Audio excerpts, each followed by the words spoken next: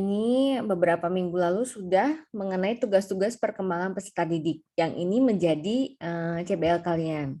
Nah, sekarang kita mau masuk ke materi terakhir di semester ini.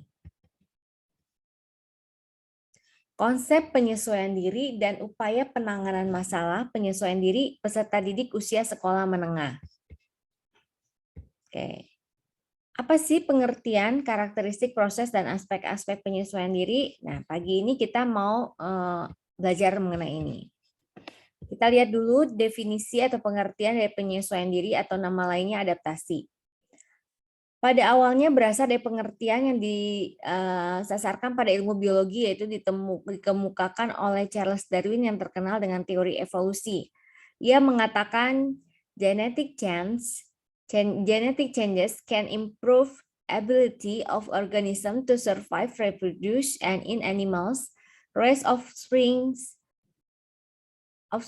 This process is called adaptations. Artinya, tingkah laku manusia dapat dipandang sebagai reaksi terhadap berbagai tuntutan dan tekanan lingkungan tempat ia hidup seperti cuaca dan berbagai unsur alamiah lainnya. Dalam istilah psikologi, penyesuaian diri, adaptasi dalam istilah biologi disebut dengan istilah adjustment. Jadi kalau dengar kata adaptasi, penyesuaian diri, adjustment, itu sama aja. Merupakan suatu proses untuk mencari titik temu antara kondisi diri dan tuntutan lingkungan. Dengan demikian, penyesuaian diri merupakan suatu proses alamiah dan dinamis yang bertujuan merubah perilaku individu agar terjadi hubungan yang lebih sesuai dengan kondisi lingkungannya. Untuk lebih jelasnya, berikut akan diuraikan karakteristik penyesuaian diri yang positif dan penyesuaian diri yang salah. Penyesuaian diri yang positif, misalnya, tidak menunjukkan adanya ketegangan emosional yang berlebihan. Misalnya nih baru masuk ke suatu lingkungan baru, anak misalkan baru mulai pindah sekolah atau suatu kelas baru. Kalau anak atau remaja yang memiliki penyesuaian diri yang positif, dia nggak menunjukkan ketegangan emosional yang berlebihan. Kadang kan ada orang yang baru masuk satu lingkungan baru tuh tegangnya luar biasa gitu sampai deg-degan gitu. Terus keringat dingin. Kalau ini mungkin ada sih deg-degan dikit gitu, tapi ya biasa aja gitu. Nggak sampai kelihatan cemasnya atau tegangnya. Terus tidak menunjukkan ada mekanisme pertahanan yang salah. Mekanisme pertahanan yang salah itu apa? Mekanisme itu adalah salah satu mekanisme pertahanan itu salah satu atau bahasa istilah kerennya, istilah psikologi itu defense mechanism itu adalah salah satu mekanisme pertahanan diri yang mana otomatis dari dalam diri untuk melindungi diri kalau ada sesuatu yang dianggap tidak nyaman untuk dirinya. Contoh ya, kita lihat dari hewan. Kalau kalian tahu binatang kura-kura, dia kan ada cangkangnya ya, kura-kura itu. Kalau kita mau sentuh atau apa, dia kan langsung masuk ke dalam cangkang. Nah, itu salah satu defense mechanism untuk kura-kura. Begitu halnya dengan manusia. Manusia, kalau misalkan ada orang yang mau nyakitin atau dia tahu itu temen yang biasa ngebully dia tuh di kelas yang di kelas lalu, satu kelas lagi misalnya, dia udah punya tuh defense mekanismenya, mekanisme pertahanan dirinya. Jadi kalau udah itu dia udah otomatis kabur misalkan, pertahanan dirinya adalah kabur. Atau dia udah langsung bilang sama gurunya kalau misalkan jangan duduk sebelah dia misalkan atau itu penyesuaian diri yang positif itu tidak akan ada perasaan-perasaan seperti itu gitu. Kalaupun ada dia oke, itu orang yang ngebully saya tapi aku harus kuat, aku bisa mampu mengatasinya gitu. Dia ngomong sama dirinya bisa meyakinkan dirinya bukan malah untuk kabur atau melakukan hal-hal yang nggak mestinya gitu dilakukan. Terus tidak menunjukkan adanya frustasi pribadi. Terus memiliki pertimbangan rasional dan pengarahan diri. Ini saya ketik apa pertimbangan uang rasional dan pengarahan diri. Bukan uang, ada ruang rasional ya dan pengarahan diri. Mampu belajar dari pengalaman, bersikap realistik dan objektif. Itu penyesuaian diri yang positif. Jadi kayak tadi contoh dibully, dia mungkin pernah dibully sama temennya itu, teman sekelasnya itu, dan sekelas lagi di kelas selanjutnya, kelas tingkat naik kelas, terus sekelas lagi sama yang ngebully, dia belajar tuh dari pengalaman. Oke, berarti next time kalau misalkan dia bully aku, berarti aku harus apa? Dia bisa belajar dari pengalaman dan dia tetap tenang. Jadi lebih realistik dan objektif itu adalah ciri-ciri penyesuaian diri atau karakteristik penyesuaian diri yang positif. Dalam penyesuaian diri secara positif, individu akan melakukan berbagai bentuk berikut ini. Misalnya, yang pertama nih, penyesuaian diri dan menghadapi masalah secara langsung. Bukan malah ya, masalah secara langsung. Penyesuaian diri dengan melakukan eksplorasi penjelajahan. Mungkin dia masuk ke satu kelas baru, ini kita ilustrasinya masuk ke kelas baru ya. Bayangkan anak remaja masuk ke kelas baru, mungkin dia akan menyesuaikannya dengan eksplorasi dulu. Eksplorasinya apa? Dia lihat sekelilingnya, oh wali kelasnya si bapak ini, oh bapak ini kayaknya baik deh, atau apa dia lihat terus teman-temannya siapa, dia bikin pemetaan di kelasnya gitu, di kepalanya gitu atas situasi kelas. Terus bisa juga dengan trial error, misalnya ya duduk asal aja nih cap cipcuk duduknya di mana, misalkan duduk di depan atau di tengah, terus dia trial untuk kenalan sama temennya yang baru gitu. Ternyata ramah temennya, oh ternyata asik gitu, trial error ya. Penyesuaian dengan substitusi atau mencari pengganti, misalnya biasanya sekelas sama sahabat, sekarang nggak ada sahabatnya nggak sekelas. Aduh pusing nanti kalau bagi kelompok gimana, biasanya sama dia sekelompoknya. Harus belajar untuk penyesuaian diri mencari pengganti. Penyesuaian diri dengan belajar, penyesuaian diri dengan pengendalian diri, penyesuaian diri dengan perencanaan yang cermat, jadi punya strategi. Penyesuaian diri yang salah sekarang, tadi kan yang positif. Nah, sekarang penyesuaian diri yang salah itu apa? Nah, di sini dijelaskan kegagalan dalam melakukan penyesuaian diri secara positif dapat mengakibatkan individu melakukan penyesuaian yang salah.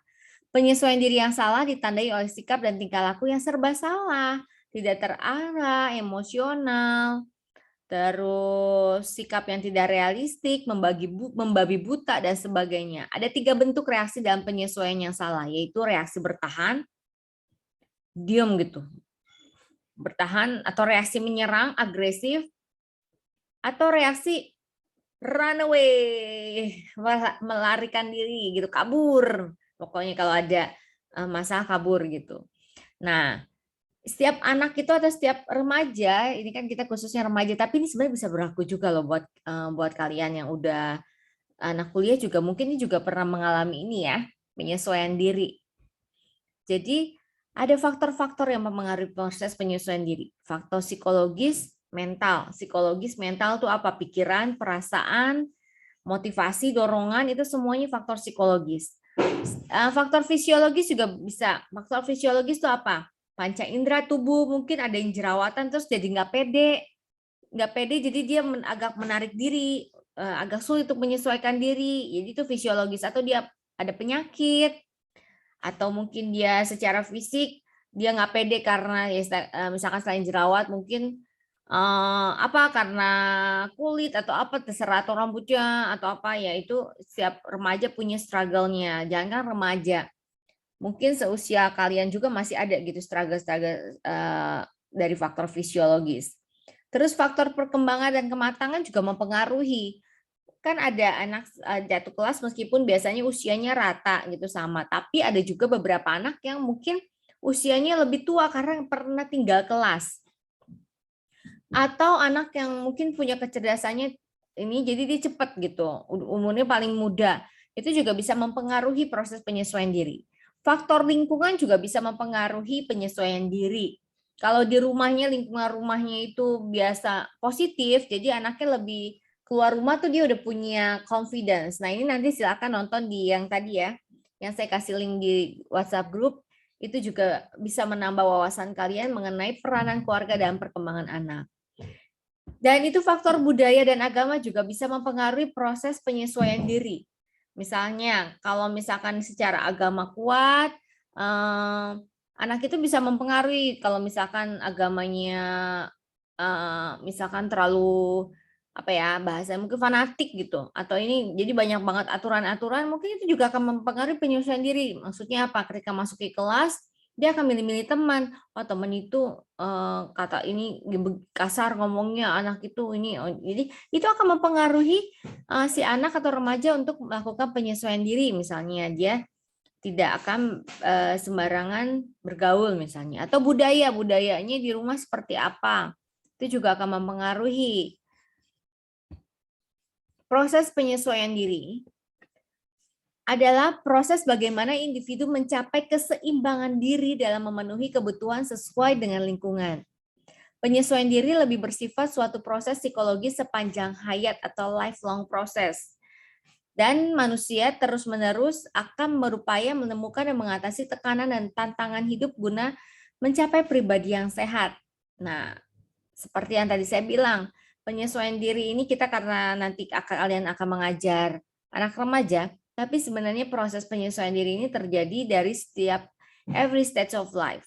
Setiap tahap kehidupan manusia itu akan lakukan proses penyesuaian diri, termasuk saya. Saya yang udah bukan seperempat ya, udah berapa ini? Udah hampir setengah dekade lah. Enggak juga ya. Ya, hidup di dunia gitu tetap aja masih harus adaptasi, penyesuaian diri. Contohnya ketika saya ngajar mahasiswa yang semuanya perempuan di prodi saya, terus sekarang saya ngajar ada laki-laki, berarti kan saya harus bahasanya atau apa harus itu penyesuaian diri dengan gayanya. Biasanya kalau misalkan ngajar di PAUD itu mereka udah siap tuh, udah jam berapa udah on time semuanya, rapi lagi. Mereka kan ini banget ya rapi gitu, sampai kadang saya bilang pakai baju bebas nggak mesti putih hitam gitu. Kadang mereka putih hitam, tapi sekarang udah bebas ya. Dulu tuh putih hitam, saya bilang kayak pelayan restoran putih hitam gitu, kayak magang. Pakai pakaian bebas. Mereka itu 40, 44, 30-an, 50 itu kalau ikut saya ngajar itu mereka hadir. Luar biasa. Dan saya penyesuaian diri nih, jujur coy ya. Tapi ini maksudnya contoh di umur segini pun kita di setiap aspek kehidupan juga kita melakukan penyesuaian diri. Dan ketika saya mengajar di Tekbang nih, mahasiswanya 16 aja nih, maksudnya 16, tapi ternyata dengan karakteristiknya beda-beda. Ada yang rajin, ada yang setengah rajin, ada yang kadang lupa kuliah, ada yang mesti diingetin, masuknya nggak kompak, nggak 16-16-nya brek gitu masuk gitu. Kadang ada yang nyusul, ada yang apa gitu. That's for me itu adaptation juga, itu proses adjustment juga, proses untuk penyesuaian diri. Jadi kalian pun pasti akan menyesuaikan. Oh, kalau sama Bu Yuni baru pernah diajar Bu Yuni, oh ternyata Bu Yuni rajin yang ngajarnya ya on time, terus cerewet misalkan atau apa. Jadi dia harus oh kalau sama Bapak ini misalkan Bapak X atau Ibu X santai mau kuliah atau mau enggak misalkan kayak gitu. Jadi kita sama-sama menyesuaikan diri. Pada dasarnya penyesuaian diri melibatkan individu dengan lingkungannya.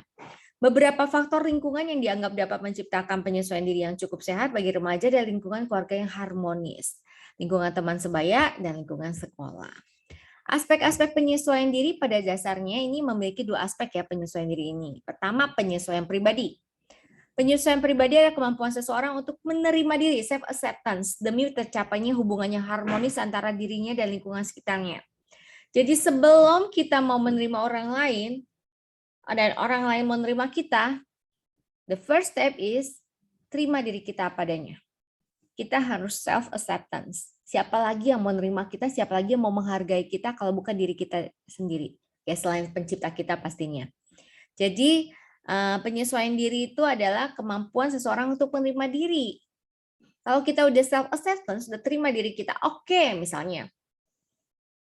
Contoh saya tuh pernah ada fase di mana saya tuh sempat nggak pede. Baru aja nih pandemi tahun 2000, pandemi kan 2020, 2021, 2020, 2021, itu saya sempat tiba-tiba nggak tahu kenapa itu jerawatnya gede-gede di muka saya. Itu saya sempat nggak pede. Kenapa di umur segini saya jerawat yang gede-gede banget gitu, bener-bener saya bahkan kalau zoom filter nggak berhasil menutupi jerawat itu gitu. Jadi sampai saya berapa bulan itu diminta untuk sharing, diminta untuk dari narasumber, diminta untuk apa, saya tolak semuanya. Saya nggak mau tampil, nggak ada tuh saya sama sekali. Eh, Oke, saya nggak terima dengan berbagai alasan. Padahal alasan utamanya itu karena ini sampai akhirnya saya udah nggak bisa mundur lagi. Saya diminta sharing, akhirnya saya bilang gitu, serius mau invite saya untuk jadi sharing dengan keadaan saya. Akhirnya bilang keadaan saya seperti ini sekarang, orang aja jijik gitu ngeliatnya. Saya aja ngeliat diri saya jijik. Saya sempat udah ke dokter online, waktu itu kan nggak berani ke dokter. Udah sempat pakai berbagai macam obat kayak gitu, sempat diet dan sempat turun banget gitu berat badan saya karena makan saya sama sekali nggak makan gorengan, nggak makan karbo dan ini karena takutnya gara-gara makanan dan sebagainya. Jadi itu ada fase seperti itu sampai akhirnya saya titik oke, nggak bisa kayak gini. Kalau saya nggak terima diri, saya sendiri siapa lagi gitu. I must love myself. Gitu. Akhirnya saya terima diri saya oke, I talk to the mirror, saya bicara depan cermin, maksudnya bicara diri itu saya bilang, you are worthy, kamu berharga, saya berharga. Kenapa Tuhan aja sayang sama saya, masa saya nggak sayang sama diri saya? Be happy. Udah gitu saya akhirnya confidence, pede, dan mulai terima. Dan akhirnya itu hilang sendiri. Saya nggak hilang sendiri gitu. Jadi tahun 2021, 2020, akhir 2022 udah kurang. Dan sekarang juga udah ya nggak perfect, tapi sudah nggak ada yang gede-gede. Paling kalau mau hormonal aja gitu tiap bulan gitu. Itu butuh proses. Ya, dan penyesuaian diri itu dimulai dari diri sendiri. Ketika kita nggak terima diri kita akan menarik diri dari lingkungan. Jadi boro-boro lingkungan mau terima kita, karena kita sebelum ada lingkungan ada proses untuk menerima atau enggak, kita udah menarik diri duluan. That's why the important one, yang penting ada penyesuaian pribadi, baru ada juga aspek lain itu baru penyesuaian sosial.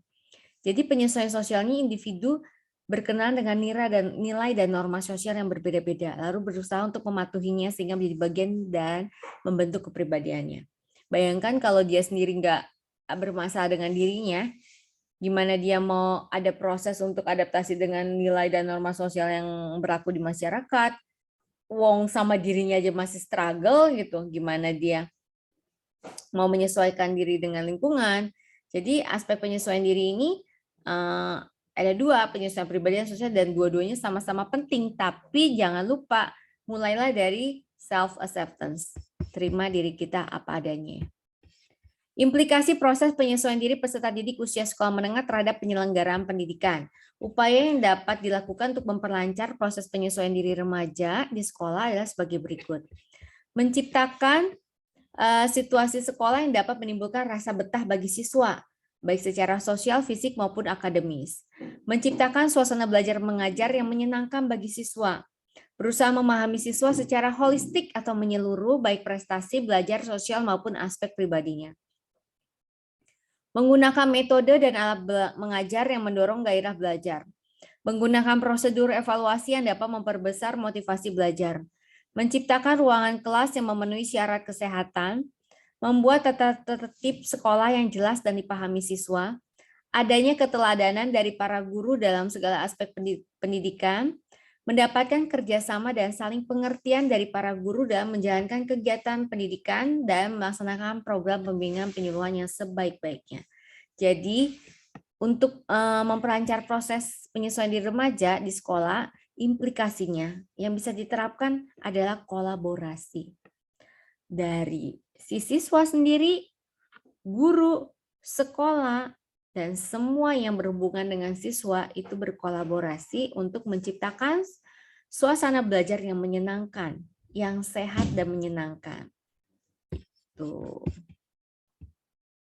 Masalah penyesuaian diri peserta didik usia sekolah menengah. Persoalan yang dihadapi peserta didik usia sekolah menengah dalam kehidupan sehari-hari dan yang menghambat penyesuaian diri adalah hubungan remaja dengan orang dewasa, terutama orang tua. Ini bukan iklan lagi, tapi saya mengingatkan kalau mau lebih dapat pemahaman mengenai peranan keluarga terhadap perkembangan anak di sini remaja, semua itu bisa dilihat yang YouTube saya yang baru kemarin saya upload. Itu tentang peranan keluarga. Karena itu sangat mempengaruhi perkembangan anak, nggak cuma pas remaja, bahkan sampai sekarang gitu. Kayak misalkan saya seperti ini, itu dipengaruhi oleh pola asuh orang tua saya waktu saya masih kecil. Suka nggak suka, mau nggak mau, it's connected. Itu terkoneksi atau berpengaruh. Jadi penting kita mempelajari apa itu peranan keluarga. Kenapa? Karena kita akan menghadapi remaja, bahkan kalian akan menghadapi diri kalian sendiri. Kenapa ya? Mungkin masih ada di sini yang kenapa ya aku kok gini, kenapa ya aku kok gini gitu. Jadi ya kalau mau di rewind, diingat-ingat, yaitu mungkin ada andilnya dari atmosfer keluarga maupun pola asuh, gaya asuh orang tua kita dulu. Nah, remaja yang hidup dalam rumah tangga yang tidak harmonis cenderung akan mengalami masalah emosional yang terlihat dari adanya kecenderungan marah-marah, suka menyendiri, serta sering gelisah dibandingkan dengan remaja yang hidupnya dalam lingkungan keluarga yang harmonis. Persoalan penyesuaian diri di sekolah mungkin akan timbul ketika remaja mulai memasuki jenjang sekolah lanjutan pertama ataupun sekolah lanjutan atas. Mereka mungkin akan mengalami masalah penyesuaian diri dengan guru, teman, dan mata pelajaran. Sebagai akibatnya prestasi belajar mereka menjadi menurun. Itu dia masalah-masalah yang mungkin dihadapi dalam hal penyesuaian diri. Karakteristik dan beberapa masalah peserta didik usia sekolah menengah. Untuk memahami remaja perlu dilihat berdasarkan perubahan dimensi-dimensi sebagai berikut. Pertama, dimensi biologis. Ingat, anak remaja itu memasuki masa pubertas. Terus dimensi kognitif dalam pandangan Jean Piaget merupakan periode terakhir dan tertinggi dalam tahap pertumbuhan operasional formal. Jadi Piaget itu ada, nanti dilihat ya, kalau lupa bisa lihat di YouTube saya, itu bagian dari perkembangan kognitif anak. Itu ada sensori motorik 0 sampai 2 tahun, terus praoperasional 2 sampai 7 tahun itu. Terus ada konkret operasional itu 7 sampai 12 tahun, terus ada formal operasional 12 sampai dewasa. Atau remaja akhir ya.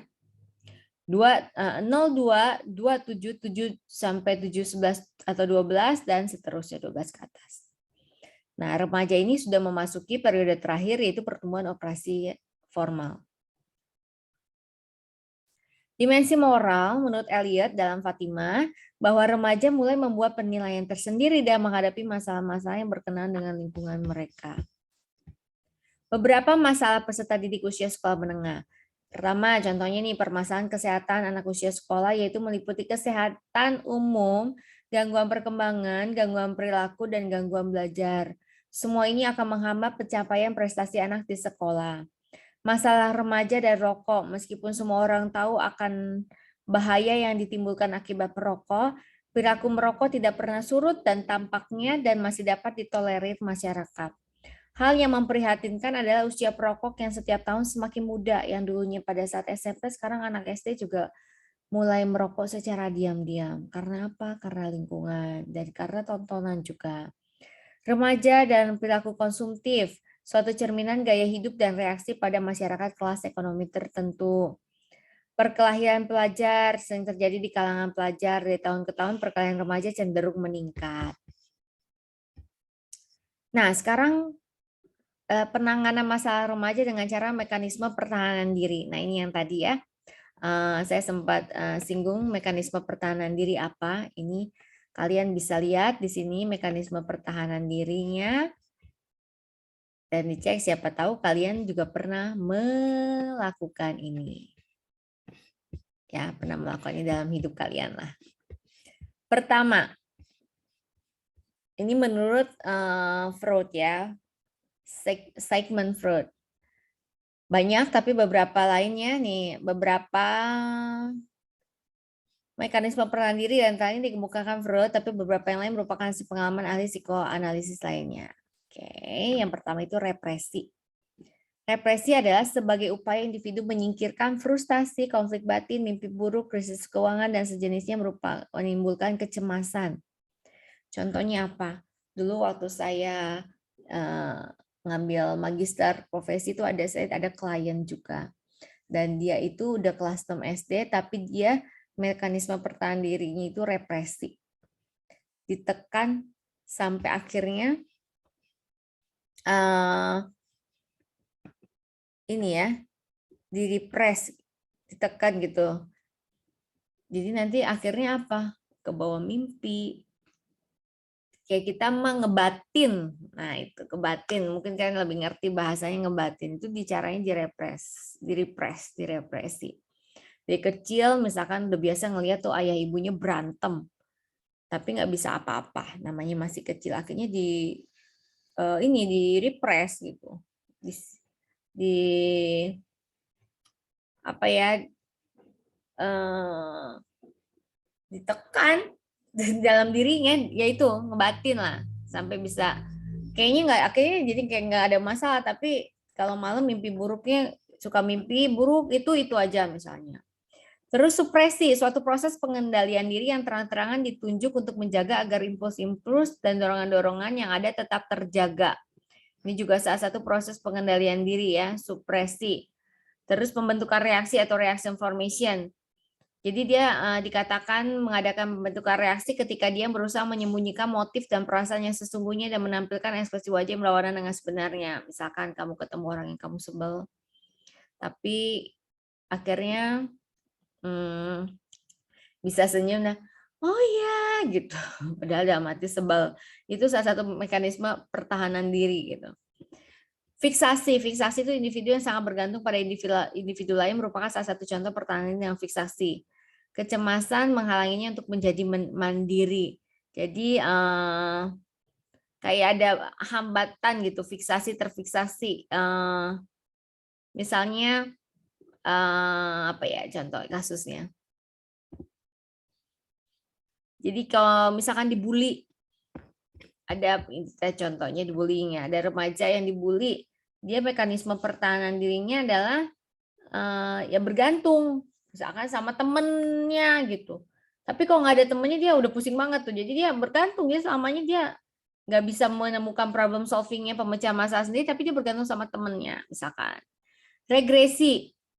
Ini merupakan respon yang umum bagi individu berada dalam situasi frustasi. Misalkan ketika cemas banget nih, dia akan jadi balik lagi. Misalkan gini, kalian pernah cemas banget gitu, sampai ngompol. Saking cemasnya itu regresi. Padahal kenapa regresi? Karena dia mundur lagi. Kan yang ngompol itu kan anak kecil, anak batita, misalnya anak bayi. Nah dia saking udah cemasnya bisa sampai ngompol. Atau misalnya ada orang yang waktu bayi dia suka ngisep jempol gitu, atau gigitin kuku. Nah ketika dia lagi cemas banget gitu, misalkan mau menghadapi suatu ujian atau mau tampil depan umum atau mau ketemu calon mertua misalnya yang udah pacaran dan serius gitu, itu saking cemasnya gitu dia sampai bolak-balik sampai ngompol, sampai tegang, sampai gigitin isepin jempol gitu. Itu nggak sadar, itu reaksi yang nggak sadar, itu merupakan suatu respon yang pertahanan diri yang namanya regresi. Ada juga menarik diri. Reaksi ini merupakan respon yang umum dalam mengambil sikap, yaitu misalkan dia ada satu lingkungan yang dia gak bisa menyesuaikan diri, gimana akhirnya dia narik diri, mundur gitu. Mengelak. Bila merasa diliputi stres yang lama, kuat dan terus-menerus, individu cenderung mencoba mengelak.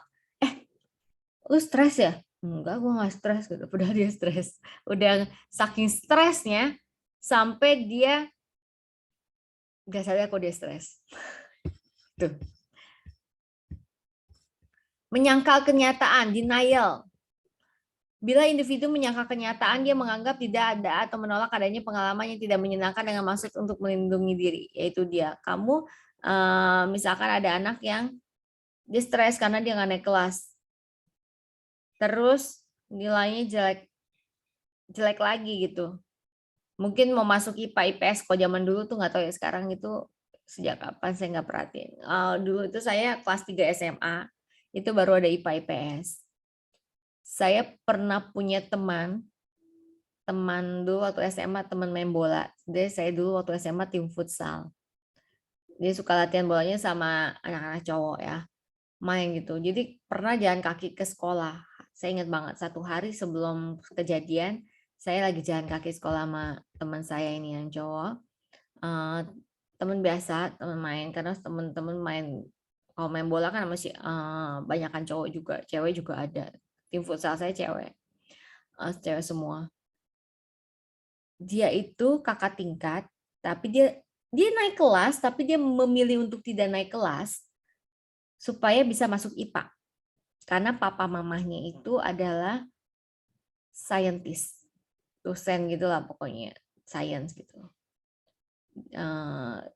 Dia kayak dia denial kalau sebenarnya dia itu sebenarnya pinter, bisa aja, coba dia memang lebih cocoknya ke IPS. Tahun pertama dia denial kalau dia itu sebenarnya lulus aja, tapi nilainya nggak gitu bagus kalau untuk masuk IPA. Dia disarankan maksudnya masuk IPS. Jadi dia menyangkal dirinya kalau dia itu adalah anak yang sebenarnya bisa gitu. Akhirnya dia memilih untuk tinggal kelas. Dan akhirnya jadi satu tingkat sama kami nih. Sebenarnya dia kakak tingkat. Dan pada waktu mau kenaikan kelas lagi, ternyata nilainya juga masih bagusan dia IPS daripada IPA-nya. Dan dia memutuskan untuk mengakhiri hidupnya. Saya punya pengalaman kayak gitu. Saya nggak tahu kalian punya pengalaman seperti itu nggak? Dan teman saya itu akhirnya, mohon maaf, gantung diri dan meninggal. Jadi saya punya teman dari TK, SD, SMP, SMA, 2 orang yang suicide, mengakhiri hidupnya. Dan dua-duanya itu sehari sebelumnya itu menimbulkan kesan gitu. Yang SMA itu yaitu saya jalan kaki gitu. Saya di Bogor kan, Kebun Raya Bogor, di jalan menuju sekolah. Dan besoknya saya dengar kabar, yuk anak-anak kita pengumuman harus ngelayat, ternyata meninggal. Yang teman SD saya juga meninggal, tapi itu narkoba ya. Dia juga nggak mau nyusahin orang keluarganya. Akhirnya dia mengakhiri hidupnya. 2 orang tuh, remaja. Betapa labilnya remaja. Jadi kalian nih akan jadi guru, calon pendidik. Jadi jadilah pendidik yang luar biasa. Nggak cuma mendidik secara akademis, tapi juga mengerti perkembangan psikologis anak didik kalian. Siapa tahu itu kesempatan kalian menyelamatkan nyawa anak didik kalian, siswa kalian. Yaitu saya, bukan gara-gara itu juga ya, jadi saya nggak jadi psikolog, enggak. Cuma saya ngerasa manusia itu nggak cuma makan doang gitu urusannya, makan, minum, tidur, enggak. Tapi ada namanya, nggak fisiologis aja, tapi ada aspek psikologis. Jiwanya itu yang paling mempengaruhi kehidupannya. Bahkan psikologisnya itu bisa mempengaruhi fisiologisnya. Mental, jiwa itu bisa mempengaruhi fisik seseorang. Contohnya apa? Nggak ada sakit apa-apa, tapi cemas bisa akhirnya jadi kena asam lambung naik dan sebagainya. Jadi tujuan saya sharing ya, saya nggak mau cuma teori, tapi saya kasih contoh-contoh nyata itu biar nanti siapa tahu, jangan sampai sih gitu bertemu dengan situasi yang seperti saya ceritakan, jangan sampai gitu. Tapi kalian bisa menghindari dengan mengetahui informasi-informasi, knowledge, apa yang kita pelajari. Satu semester ini mata kuliah perkembangan peserta didik. Saya nggak cuma mau kalian belajar teori aja. Teori kamu bisa baca buku, kamu bisa cari di internet. Tapi saya mau sharing aplikasi-aplikasinya juga, bahkan kalian juga harus terjun untuk melihat observasi anak langsung supaya apa? Supaya kalian punya pemahaman yang utuh. Kalian punya modal. At least siapa tahu mungkin nanti kalian nggak akan lulus langsung nikah atau nggak sempat ngajar, tapi kalian nanti akan jadi calon orang tua kan. Kalian akan mendidik anak kalian sendiri, sedangkan kalian punya bekal. Itu tujuannya kenapa saya semangat kalau ngajar atau sharing ini, ya ini tujuannya supaya kalian semua juga punya bekal, punya apa ya, punya sesuatu yang nanti ketika kalian lulus dan memasuki kehidupan sesungguhnya kalian punya modal. Oh, jadi ini dulu ya waktu Bu Yuni jelasin ya. Oh, atau saya juga pernah mengalami ini gitu. Fantasi. Fantasi itu salah satu mekanisme pertahanan diri dengan cara akhirnya dia ngayal gitu. Dengan berfantasi dengan apa yang mungkin menimpanya, individu sering merasa mencapai tujuan dan dapat menghindari dirinya dari peristiwa-peristiwa yang tidak menyenangkan, yang dapat menimbulkan kecemasan dan mengakibatkan frustasi. Jadi halu gitu, ya. Rasionalisasi sebagai upaya individu untuk mencari-cari alasan yang dapat diterima secara sosial untuk membenarkan atau menyembunyikan perilakunya yang buruk. Ya semua dirasionalisasi. Kenapa kamu telat misalkan? Dia misalkan ada siswa yang selalu telat. Hampir setiap masuk sekolah tuh telat terus. Terus ditanya, telat. Dia selalu ada dia cari-cari alasan. Oh iya tadi itu pas mau berangkat mobilnya mogok, angkotnya mogok. Diantar motornya itu bengkel, masuk bengkel, jadi nggak ada aja alasan. Tuh supaya nggak dihukum, otomatis dia beralasan. Nah itu mekanisme pertahanan diri. Intelektualisasi itu dia dengan intelektualisasi dapat sedikit mengurangi hal-hal yang pengaruhnya tidak menyenangkan bagi dirinya dan memberikan kesempatan pada dirinya untuk meninjau permasalahan secara objektif. Jadi dia mulai, ya kalau rasionalisasi dia cari-cari alasan, kalau intelektualisasi itu dia mekanisme pertahanan ini ketika misalkan dia cemas gitu ya, atau dia memasuki satu situasi yang tidak menyenangkan bagi dirinya, dia akhirnya mekanisme pertahanan diri adalah supaya dirinya nggak sampai dia takut supaya dirinya nggak sampai jatuh gitu. Padahal sebenarnya nggak selalu sehat. Mekanisme pertahanan diri ini ya banyak kan tidak sehat gitu. Tapi itu otomatis yang dilakukan orang untuk melindungi dirinya supaya nggak sakit. Kayak gini deh, ada orang mau pukul pasti kamu akan tangkis kan? Itu mekanisme pertahanan diri secara fisik. Nah, ini ada mekanisme pertahanan diri secara mental atau psikologis. Ada orang yang mau nyakitin kita secara mental, kita udah otomatis, misalkan ada guru udah mau marah nih, ya dosen misalkan bimbingan skripsi atau tugas, udah kenapa kamu nih, udah mau DO, akhirnya dia, oh ini akhirnya dia memberikan alasan-alasan yang supaya untuk ngurangin hal-hal yang tidak menyenangkan. Tidak menyenangkannya misalkan dimarahi dosen. Jadi dia mencari alasan-alasan mungkin, iya atau kalau intelektualisasi dia akan nyari alasan yang secara intelektual kayaknya keren gitu. Misalnya, ya Bu atau Pak dosen, ini karena teorinya ini kayaknya nggak sesuai ini gitu. Padahal itu bisa-bisanya dia misalnya. Proyeksi. Proyeksi dapat digunakan untuk mengurangi kecemasan dengan menerima kenyataan atau memproyeksikannya pada hal lain. Misalnya kalau misalkan lagi cemas, diproyeksiinnya misalnya,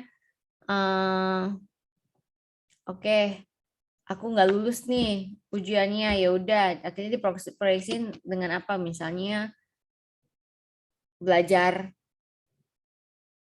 materi yang nggak lulus gitu. Ya macam-macam ya. Ini contoh-contoh, mungkin nanti penjelasannya ada, kamu baca buku lain mungkin ada penjelasan-penjelasannya agak sedikit berbeda atau beda dengan yang ada di sini nih. Karena saya juga waktu kuliah ada juga yang berbeda dari yang ini kan sumber dari bukunya beda-beda ya, sumber bukunya, sumber literaturnya. Nggak masalah selama kalian menangkap intinya adalah mekanisme pertahanan diri itu untuk melindungi diri dari hal yang tidak menyenangkan bagi dirinya. Gitu. Nah, ini sumbernya. Jadi yang saya jelaskan itu bersumber dari ini. Mungkin nanti lain literatur, lain penjelasan, tidak masalah. Oke, itu mengenai penyesuaian diri remaja.